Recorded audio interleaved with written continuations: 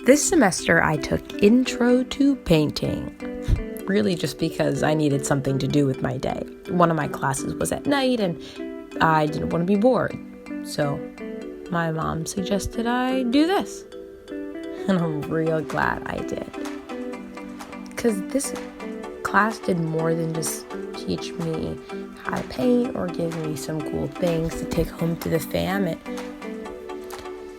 It really taught me about life.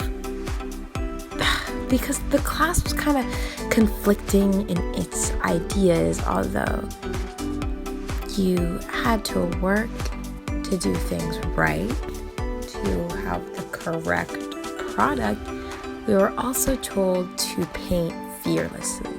And there was no rush to finish, because even though we had to do things right, we didn't have to have a finished project.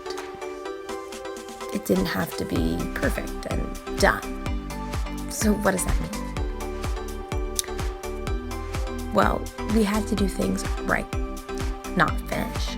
So what that means is you could not just whip through a project and say it's done, or if you did something wrong, say I'll do better next time. No, you had to do better this time, even if that meant backtracking, even if that meant slapping paint onto what looked like a finished painting, going back and doing things right, taking your time. And we weren't graded on how done our project looked. We were graded on how much time, effort we put into doing it right. But even with that, doing it right didn't mean everything being right off the bat.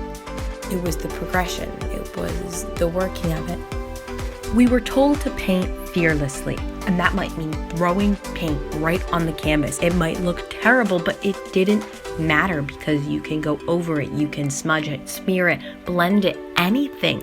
You just kept going, kept working until you were satisfied or you ran out of time.